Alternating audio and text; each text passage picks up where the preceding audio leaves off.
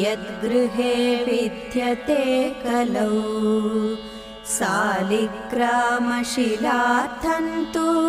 तुलसी प्रत्यहरिक्षितौ धन्यास्ते मानवालोके यद्गृहे विद्यते कलौ सालिग्रामशिलार्थन्तु तुलसी प्रत्यहरिक्षितौ